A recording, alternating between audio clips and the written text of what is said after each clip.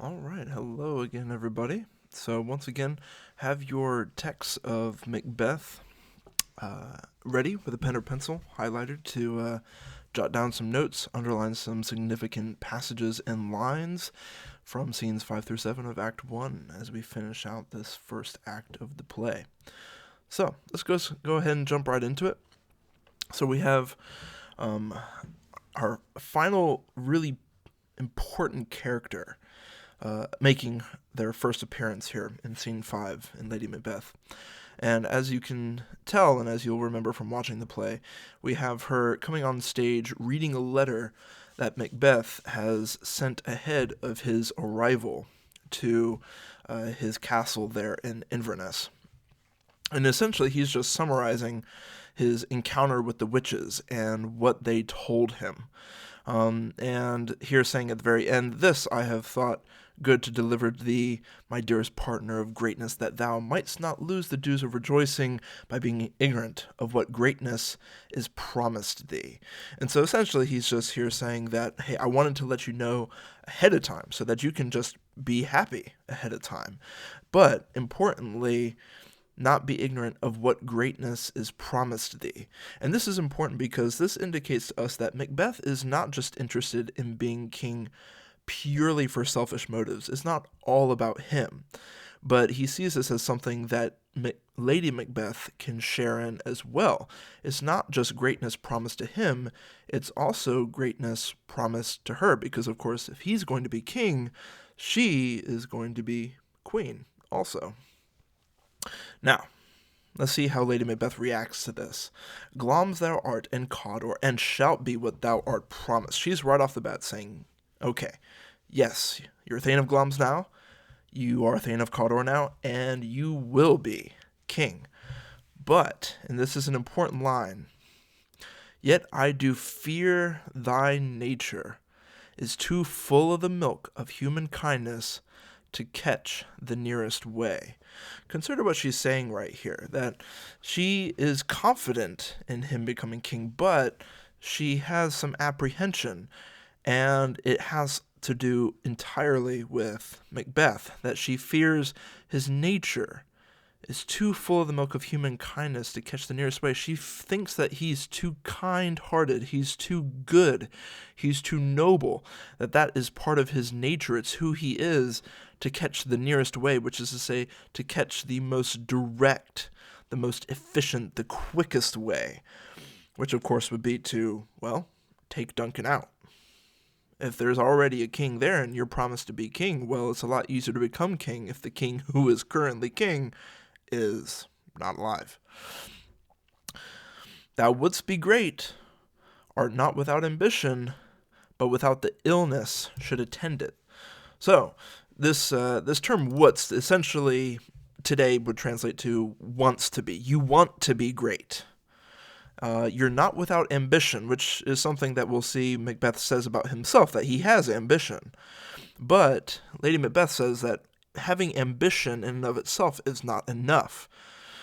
In order to really be able to achieve things with ambition, you need to have illness. In other words, some sort of base, almost wicked desire as well to attend it, to go along with it. Okay, let's keep going here. Skip down just a little bit right here. All right. And she says, "Hie thee hither." In other words, I want you to get here faster. Like, go ahead and show up here. Why? "That I may pour my spirits in thine ear, and chastise with the valor of my tongue all that impedes thee from the golden round." She's essentially saying here that she wants him to go ahead and arrive so she can talk to him in person and essentially use the valor of her tongue, the way of words that she has with her speech, to persuade him and to essentially remove anything that impedes, anything that's getting in the way of him desiring the golden round, the crown. Here is what she's referring to, which fate and metaphysical aid doth seem to have thee crowned withal. So fate seems to want him to be king. He's destined for it, and metaphysical aid, which is to say that, well, the witches predicted it, and it seems like they're on your side, and so it seems like everything is just driving towards Macbeth becoming king here. Okay.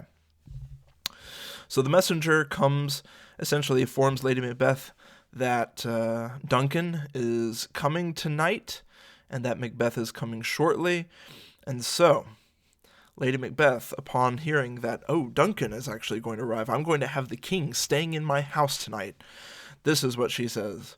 The raven himself is hoarse that croaks the fatal entrance of Duncan under my battlements. Now, the raven is a ancient symbol through multiple cultures across the globe of a harbinger of death. Like if any of you have seen the original, like the Robert Downey Jr. version of Sherlock Holmes. I know that's maybe a bit of a dated reference now. It's over 10 years old. Nevertheless, if you've seen that movie, you know that anytime somebody is about to die or dies in that movie, there is a raven shown cawing somewhere. And so that is kind of an allusion to the kind of like historical symbol that a raven has been, that if a raven is cawing, then death is somewhere near. And so Lady Macbeth is saying that Duncan is definitely about to die. He is so dead that the raven is cawing so much, the raven has gone hoarse. That's croaking the fatal entrance of Duncan under my battlements. I think it's worth noting here that Lady Macbeth, being a woman in this culture, as we noted in the Great Chain of Being, is, a few levels lower. Granted, she is married to a nobleman, but she here doesn't refer to Macbeth's battlements or even our battlements, but she says it's under my battlements. She's like, this is my place. And Duncan is coming to my home. All right, so this is what she does. She here kind of takes on almost a prayerful position. She is invoking these spirits, as you see. And particularly in the Globe Theater performance, you kind of see her taking a prayerful position. She gets down, she kneels. This is, for her, a kind of like deeply profound thing that she's summoning up.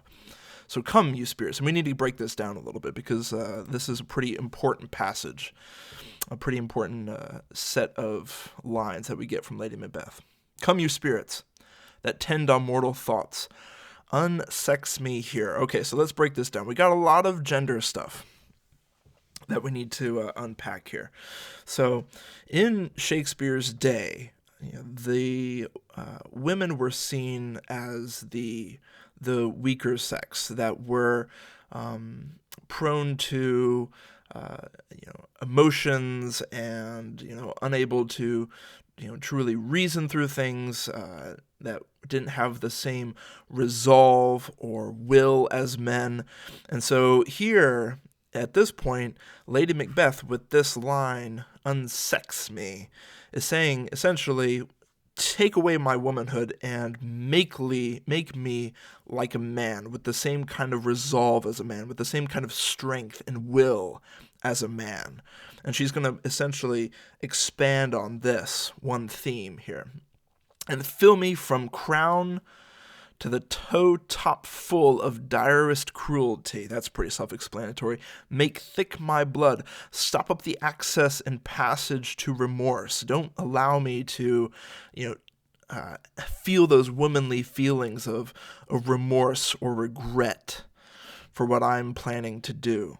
That no compunctious visitings of nature, her womanly nature that would be, shake my fell purpose, my evil, wicked purpose, nor keep peace between the effect in it.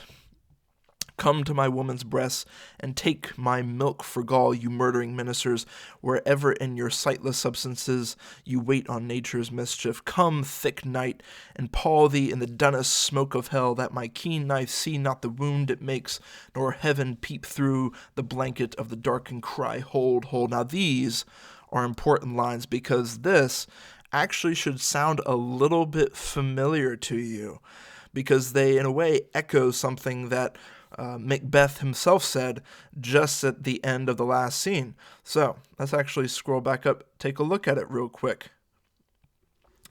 Look at this. Stars, hide your fires. Let not light see my black and deep desires. The eye wink at the hand. Let that be which the eye fears when it is done to see.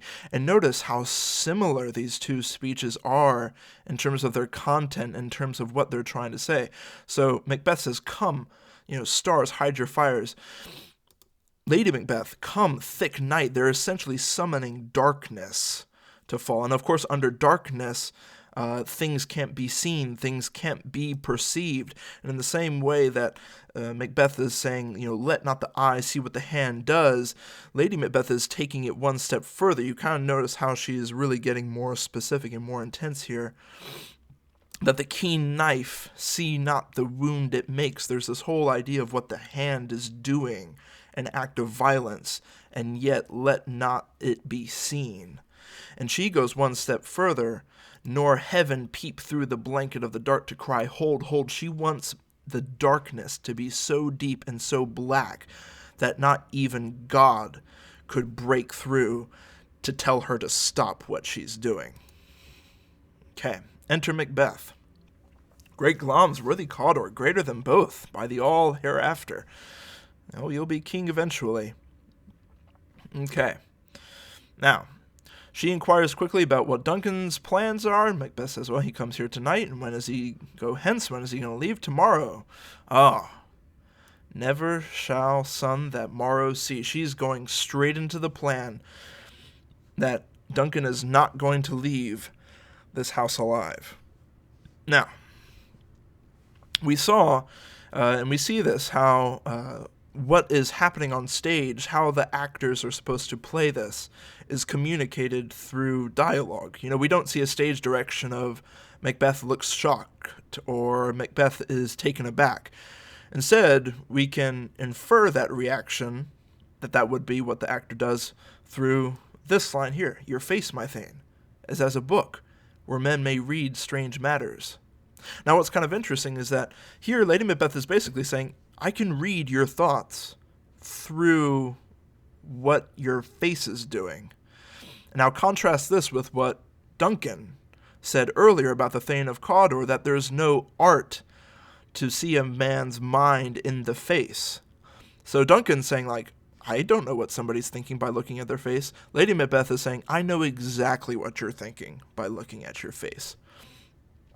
To beguile the time, look like the time, bear welcome in your eye, your hand, your tongue, look like the innocent flower, but be the serpent under it. This is an important bit here too, is that she's essentially saying, if we're going to pull this off, you have to look innocent, you have to be welcoming, but underneath the pretense, underneath the disguise, you need to be the serpent. He that's coming must be provided for, and you shall put this night's great business into my dispatch. And this is kind of an interesting pun, all you folks in the gallery right here. You shall put this great night's business into my dispatch. So this word dispatch, essentially means hey, if you just put on the good show, put on the good face, I'll take care of the dirty work, is essentially what Lady Macbeth is saying here. Put the night's great business into my dispatch. I'll manage it. I'll handle it. That's one meaning of dispatch. But of course, you can think of it the other way, too, of dispatch as in we're going to dispatch that person. In other words, dispatch them from life. Take them out. Kill them. And so you have this little double meaning right here of she's going to handle it, and it's also speaking to what it is that she's going to handle. Okay. So, once again, Lady Macbeth reiterates here, to alter favor is ever to fear, leave all the rest to me, I've got this. All right, scene 6 comes. We're not really going to speak to this except that Lady Macbeth does exactly what she says that she is going to do. She is going to be the innocent flower and the serpent under it. She comes and makes Duncan feel incredibly welcome, and of course we know what she's actually plotting to do. So let's go ahead, jump in to scene 7 right here.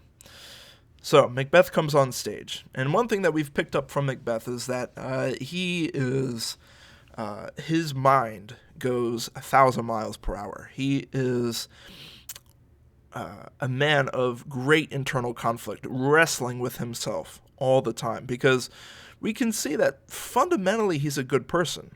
Just like Lady Macbeth says, like, he is too full of the milk of human kindness. That's why she doesn't think that he can go through with this. Fundamentally, he's a good person. He's a loyal person. And even as he wrestles with the witch's prophecies, he can't tell whether it's for good or for ill, and he thinks that all through. And so here he's having second thoughts once again. So, if it were done, when 'tis done, then 'twere well it were done quickly. So if we're going to do this, we might as well go ahead and get it done. If the assassination could trammel up the consequence, which is to say, if by killing Duncan we could get the consequence of it, which is to say, become king, and catch with his surcease success, nice little bit of alliteration right there, but that this blow might be the be-all and end-all here, we're talking about great little expressions that we use all the time, the be-all, end-all, well, here you go, Shakespeare came up with it. But here upon this bank and shoal of time, we jump the life to come. But in these cases, we still have judgment here. And so this is where he started to think, he's like, well, if we do it, we might as well do it, because if we can do it and get what we want, then maybe it's worth it. But he's like, it's not all about what's happening here. It's not all about this life that we're living now, because there is a life to come. There is judgment. And here, of course, he's referring to, well, God's judgment. That we but teach bloody instructions, which, being taught, return to plague the inventor. That if we go and we commit murder, then that's going to come back on us eventually. It's going to return. It's going to plague us. This even-handed justice commends the ingredients of our poisoned chalice to our lips. That justice will come around and we will have to reap what we sow. That poison chalice will, if we're serving it to someone else, it'll eventually make its way back around to us. And here, he gets more specific about Duncan himself. He says, he's here in double trust. First, as I am his kinsman and his subject. So he's saying, Duncan is here, and he believes in me. And he trusts me because, well, I'm his kinsman and his subject. Both of those strong against the deed. Hey, he's my king. And we are kinsmen. In fact, the historical person, because this is a story that was very loosely based on historical people. There was, in fact, a Macbeth. There was, in fact, a Duncan. And historically, they were cousins. So if Shakespeare kind of went with that history, you could infer that Duncan and Macbeth are actually blood related. And so, hence, kinsmen could have that deeper meaning here. But essentially he's saying, hey, both of these facts, strong against the deed, that I shouldn't murder him. Then, as his host, who against his murder should shut the door, not bear the knife myself. And this is really important because the role of being a host was very, very, very important and highly regarded in Shakespeare's day and all the times leading up to it. That if a person came to your home, you were expected to treat them like family. You were responsible for their safety and for their protection. And so the notion of murdering someone who you have welcomed into your home as a guest and that you are the host of is unthinkable and the absolute depths of evil and wickedness. And so this is a really important thing to keep in mind too. It's not just that Macbeth is planning on murdering him on the battlefield or in Duncan's castle or something like that. No, he's welcomed Duncan into the place that he should feel most safe and most secure, and plans to kill him there. And what's more, besides this, Duncan hath borne his faculties so meek, hath been so clear in his great office, that his virtues will plead like angels. He's saying Duncan is a good man. Duncan's a good person. People love him. He is respected. He is admired. You look back on the way that he trusted the Thane of Cawdor, and maybe we say that's a little bit naive that he would trust somebody as he puts it, had an absolute trust in him and somebody who ultimately betrayed him. But at the same time, we have to also acknowledge that there's a good side of that he sees the best in people. And in a way, that's respectable in and of itself. And so, he's so meek. He's been so clear in his great office. He's such a good king.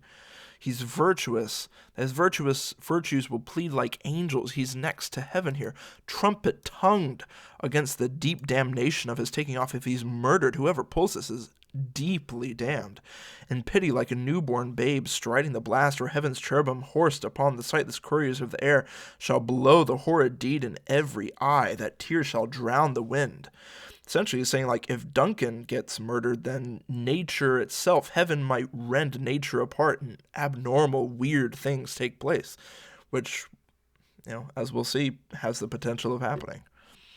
And so essentially he says, I have no spur to prick the sides of my intent. There's nothing really that should motivate me to actually go through with this but vaulting ambition. His ambition is the only thing that might motivate him to do this. There's no other good reason to do it except for purely selfish motives. As my Lady Macbeth acknowledged, he does have ambition, but does he have the illness to accompany it in order to go through with it? So, enter Lady Macbeth, cuts him off right here. Okay, Lady Macbeth is like, hey, he's almost supped. Are you ready to go? It's go time. We got to do this now. Okay. Macbeth has made up his mind. He's talked himself out of it. We will proceed no further in this business. He hath honored me of late, and I have brought golden opinions from all sorts of people, which would be worn now in their newest gloss, not cast aside so soon. Essentially, he's saying, like, hey, I've been made Thane of Cawdor. I've gotten a promotion. Can't we just be satisfied with that for now? Why would we cast that aside so soon? Why do we have to move forward with this already? And Lady Macbeth won't hear any of it. Was the hope drunk wherein you dressed yourself? Hath it slept since? And wakes it now to look so green and pale at what it did so freely? From this time such I count thy love. Art thou afeard to be the same in thine own act and valor as thou art in desire? Are you really afraid to have desire but not act on it? Are you so weak?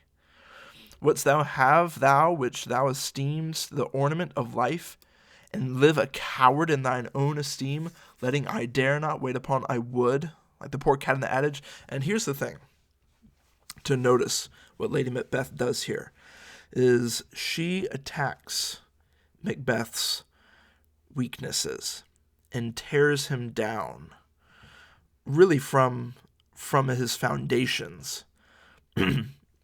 And you'll see how she goes about this, that she essentially tears him down only to build him back up in her own image. And so what does she do? She calls him a coward. If we know anything about Macbeth up until this point, is that he's not a coward. In fact, he's probably the bravest person in any room that he walks into. Single-handedly taking out whole armies. When death seems a certainty, he redoubles and fights even harder. If anything, he's not a coward. But Lady Macbeth knows him so well. She knows the buttons to push. She knows the weak points. And so she goes right to those fears and those anxieties, calls him a coward. So he comes back, prithee peace, I dare do all that may become a man. Who dares do more is none. So he jumps right in to defend his manhood. And so say, hey, I'll do everything that may become a man. I will do everything that is true and good and right of a man. But you know what? If I try to do more than that, then I am none. Lady Macbeth comes right back at him. What beast was it then that made you break this enterprise to me? When you durst do it, then you were a man. You see what she's doing there? She's now going from coward to insulting him as a man. Like we said, this is really foundational. And to be much more than that you would be so much more the man.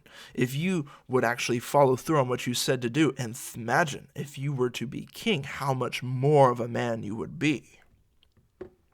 Okay. Now, take this.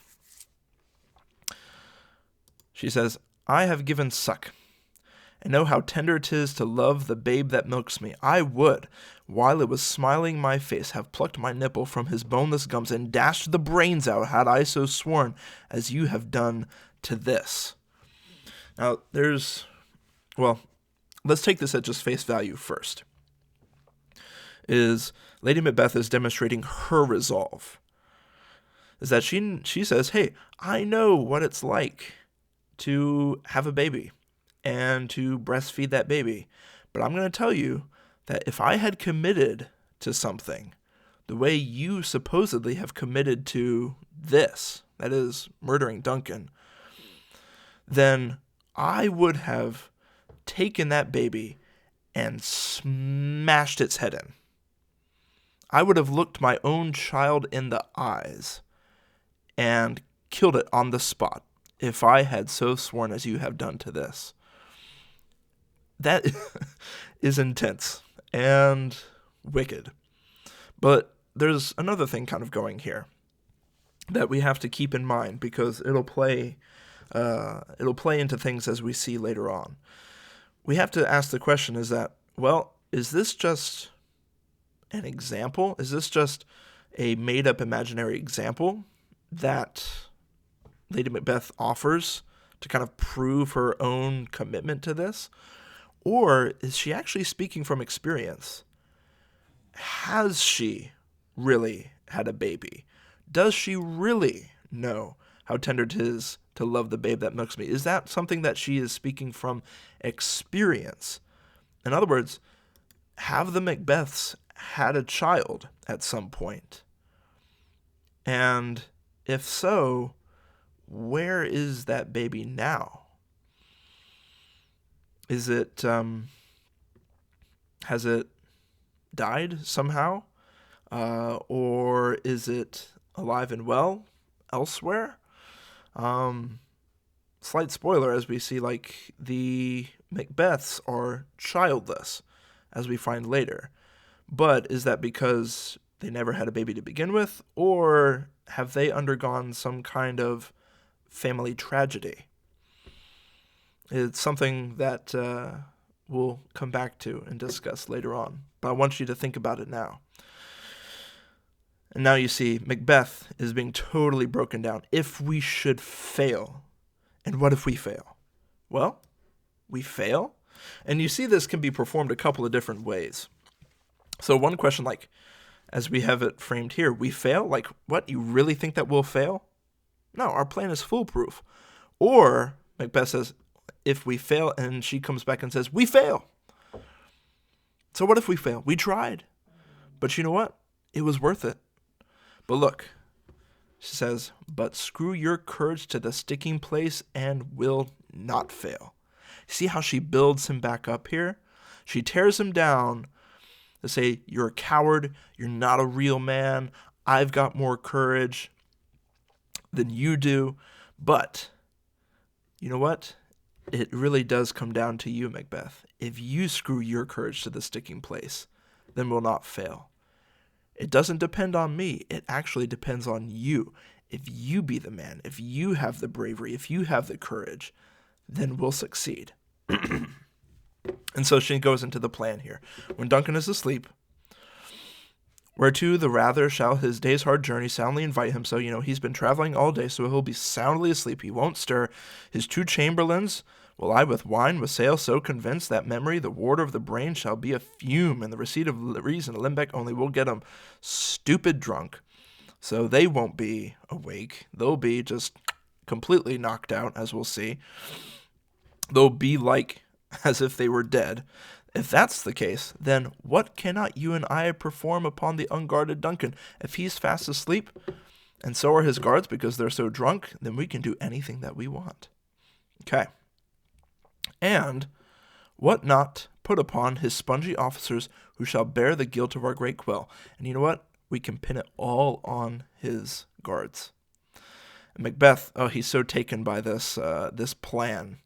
Bring forth men, children only, for thy undaunted metal should compose nothing but males. Will it not be received when we have marked with blood those sleepy too of his own chamber, and used their very daggers that they have done it? So you see that he's contributing details to the plan. Not only, oh, we're going to pin it on the guards, but oh, you know what? We'll cover their daggers. We'll use their daggers and cover them in blood, and then we'll plant those back on them. And so you see now it's starting to become a team effort between Macbeth and Lady Macbeth when it comes to this plan right here. And so she's like, that's a great idea. Who dare receives it other? Who would see it otherwise? Nobody would suspect us. Of course it would have been the guards. And not only that, as we shall make our griefs and clamor roar upon his death, we will seem so sad, so grieved, that nobody will pay attention to us. Of course it will be the guards that committed this. It couldn't have possibly been us. Macbeth, I am settled, and bend up each corporal agent to this terrible feat. Away, and mock the time with fairest show.